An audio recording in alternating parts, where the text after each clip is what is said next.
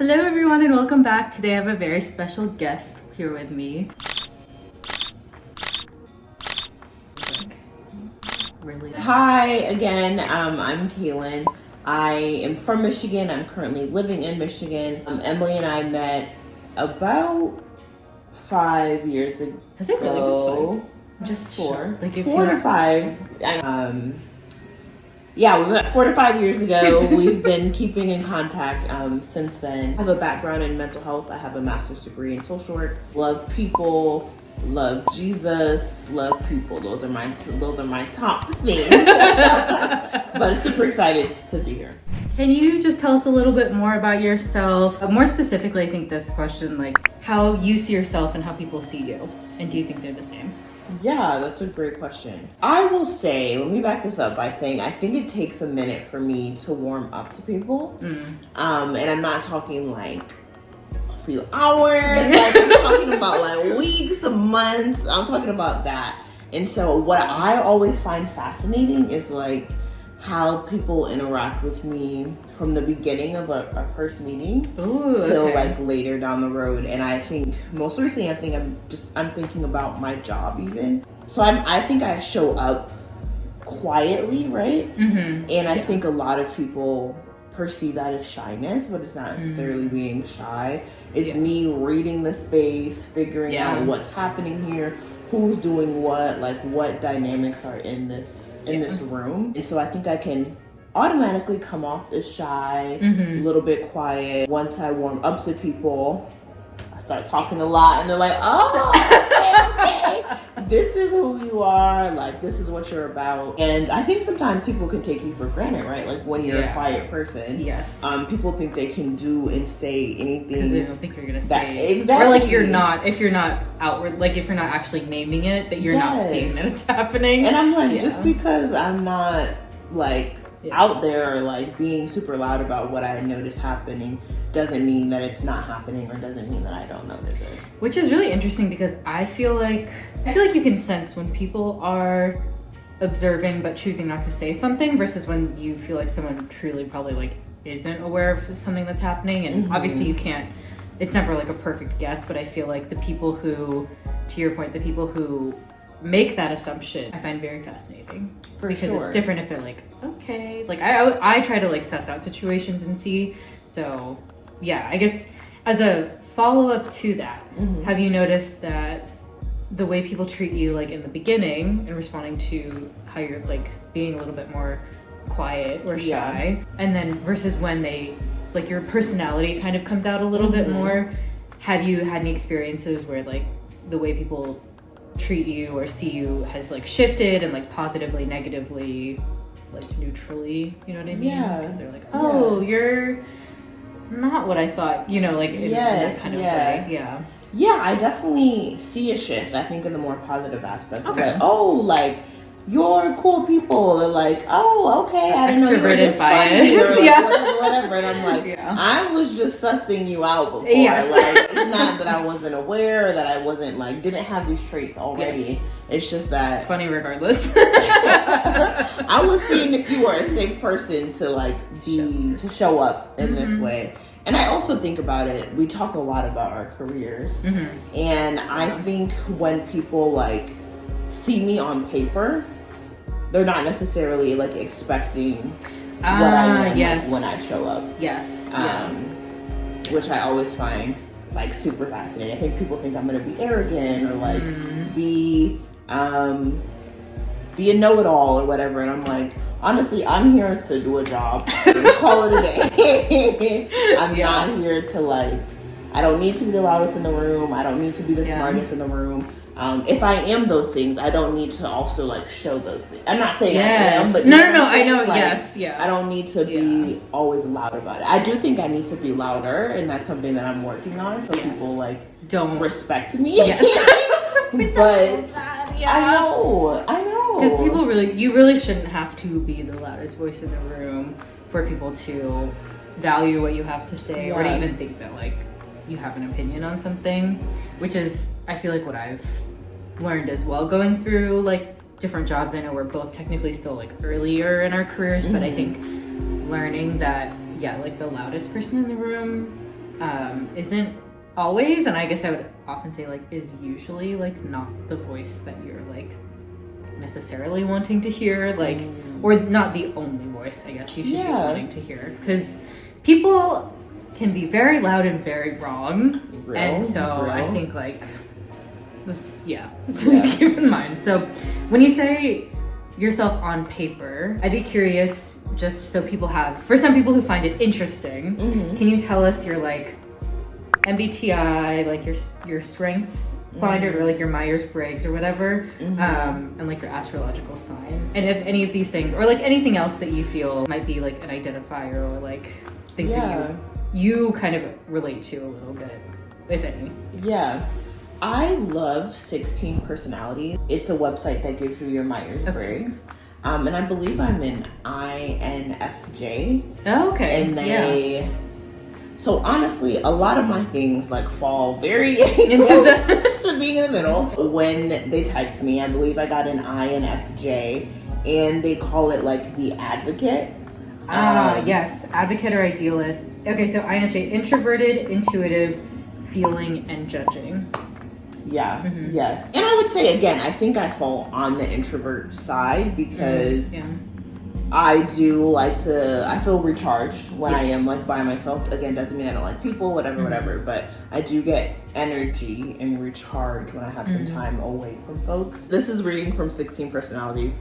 They tend to approach life with deep thoughtfulness and imagination. Their inner vision, personal values, and a quiet, principled version of humanism guide them in all things. Idealistic and principled, they aren't content to coast through life. They want to stand up and make a difference. For advocate personalities, success doesn't come from money or status, but from seeking fulfillment, helping others, and being a force for good in the world. Yes. That really fits.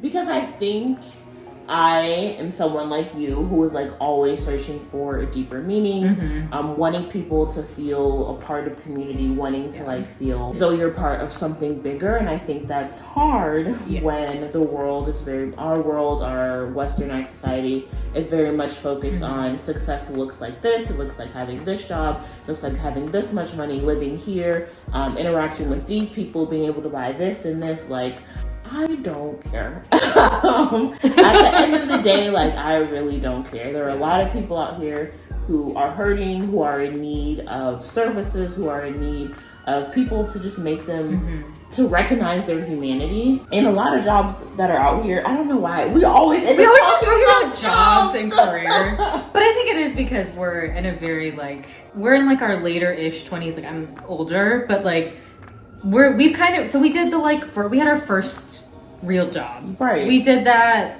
and now we're kind of like realizing what we're wanting out of, what we're wanting out of jobs and careers. And I think both of us are also on like slightly non-traditional paths, like, which is interesting to me because I think, again, on paper, you might look at both of us and think, oh, these people have basically done all of the more traditional things, like college, grad school, work, like that kind of thing. And yet it's interesting to me that both of us also feel it's almost like we've had a taste of what that's like and we don't want it. And so what does that mean for us now? Which is maybe why we also come back to careers, because we spend so much of our time like thinking about it too, and and honestly we literally just spend so much time at our jobs. Like, that's another issue in of itself that like we as a society have agreed that 5 days a week, 40 hours a week is like what we need to be doing. But I think that's why it's so hard to, one, find a career that aligns with that, but I think two,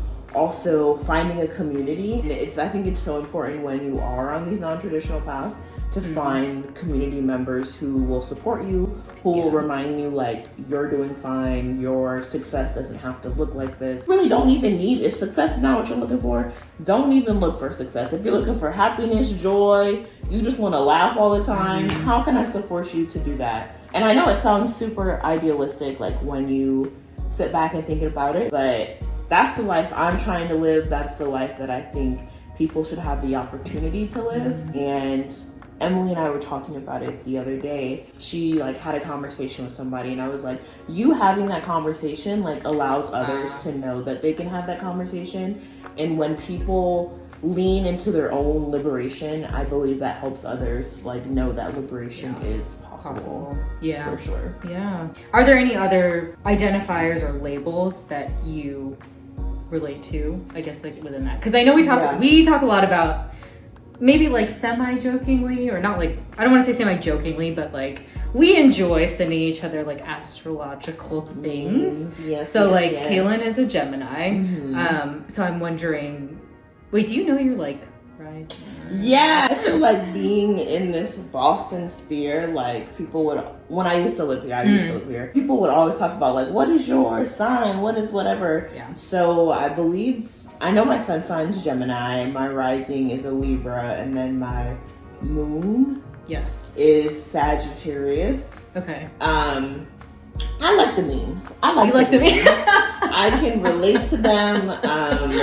I think people, maybe not so much anymore, and because I don't do, besides the memes, I don't do a whole lot of like astrological looking. Yeah. But I feel like people have stereotyped Geminis to be like a certain way, maybe snaky or underhanded, or just like always having a plan. And I think it honestly just does come down to that, like always having a plan, being very perceiving and like feeling things out. I think that relates to what I was saying earlier about how I just show up in a space. Like, let's be real. Yeah. I think that's just what I'm looking for. It's like, let's be real and see if other people in the space are real. Okay, I'm gonna show up real too. Right. If other people are being a little, it doesn't mean I'm not gonna show up as myself, but I'm definitely gonna show up guarded. Okay. Kalen is from the Midwest. We can also push the table. Okay. So I am very curious, like, how, like, to what extent do you take pride in like where you came from? How has the Midwest shaped who you are? What do people often get like incorrect about the Midwest, or like stereotypes people have about the Midwest that you really dislike, or don't? Or maybe you're like, yeah, we actually do that. Like, this is like actually what we do. But just how place has really shaped who you are. Yeah. I am a proud Midwesterner. I wish I like would have brought my cup from home. It says like, proudly raised in the Midwest. But I think there's such a passion behind that, and I would say the Midwest definitely has that like Southern hospitality feel, while also like respecting people's privacy and respecting people's right to like be themselves. Yeah, it is an oversimplification to say like it's a combination of like Southern hospitality and like New England, not even New England, but like East Coast, like privacy, East Coast. Yeah, people in the East, like I guess we should say maybe New England, they kind of just are focused on themselves a little bit. Like not sometimes in a selfish way, but like sometimes it's just like I don't care. Do what you're doing. And like, I'm too worried about what I'm doing to worry about what you're doing. Like Exactly. Yeah. So there's like a warmness. Like I want to get to know my neighbor. Like I want to understand a little bit about them, but I'm also like, good. So you do you. We can say hello when we're getting our groceries out. We can occasionally invite each other to maybe events we're having, but we're not like meddling in each other's exactly. Yes, and I will preface this by saying like I live in the suburbs of Michigan, closer to like Ohio. So my understanding of what it means to be a Midwesterner could be like very different from other folks. Okay. But yes, I take pride in being a Midwesterner. Really enjoy like kind of what that means. I definitely think it contributes to my like warmness, my openness, my desire to be in community with folks. Again, just to make sure that folks are feeling connected. I think a lot of that comes from having grown up in the Midwest. Yeah. So I'm also curious to please tell us more about like your work, or just like what you are currently involved in, and just what you want for yourself, like in a career or in work. So right now I work in the mental health space. I don't work in direct practice, so I don't have any clients currently. Although I do have training in like clinical practice. I'm working more in the human resources, people operations space, making sure that employees get what they need, and again, just being that connection. I think I really see the work I do is just being a connector to opportunities, to resources, to whatever it is that people are in need of. My philosophy around work is ever changing, but I think what is constant is a desire to feel like my work is impacting people, to feel like my work is doing something other than driving profit. And I think that's something that I continue to wrestle with, because while on the one hand, like, we have bills to be paid, like things need to get done, also recognizing, like I said earlier, a lot of those areas that are in the direct service work that are immediately making sure people's needs are met are not compensated in the ways that they should be. And I have like student loans and other things, just need to live my life. And so finding that balance, I will say, has definitely been challenging, especially at this point in our career. Because to your point, like, we're not entry level. No. We're not entry level. But we have only been in this game for like maybe 5 years at this point. Well, after college. We've had jobs throughout college, whatever. But about 5 years at this point. And recognizing that a lot, I think, that exists out here, a lot of companies that exist are trying to do good things. Sometimes they reach them, right? Yeah. Sometimes they don't. And thinking through, like, what does it mean to feel good at work? Yeah. And you're looking at nonprofits or established companies, I find that hard. I've been in the startup space for the last couple of jobs. The AirPods. I'm thinking of the AirPods. I don't know. Oh my gosh, like yes. I'm always laughing because one company, the first startup I was a part of, like, sent me some nice monogrammed AirPods. I was like, oh, which this for is what us, the startup life is. At the time, working in like an ed nonprofit, that was like, here's some free monogram pens, like with our not your name, but like the organization's name on the. They're like, here's some pens and a mug. So when Kalen was like, I'm getting AirPods, we were both like, wow. literally. And then the company I'm at currently, when I started, they were having like their in-person like event, and they were like, oh yeah, of course we'll like fly you out and pay for your hotel. I'm like, okay. Like, a company should do that. Yeah. But to Emily's point, like, especially when you're in the nonprofit world, like, you're not used to that. So trying to strike a balance between, like, oh, these are things that I like should expect of my company. Not only like monetarily or like materially, but like I should be able to come to work, not be harassed. I should be able to come to work as a Black woman, be respected for what I'm bringing to the table, and feel confident that that I'm doing a good job and that the others around me know I'm doing a good job. You've talked also a little bit more about how you would potentially be interested in looking at like eating disorders within the Black community, and just like, I know that Black folks' mental health is also like very important to you. We talk about like pop culture a lot. Yes, we do. I would love to know a little bit more about what you find, like why you like pop culture. At the beginning, you mentioned Jesus, and I didn't ask about your faith. Oh, yes. So I would like, Jesus. Any final, you can tell the people, aka the 30 people who watch.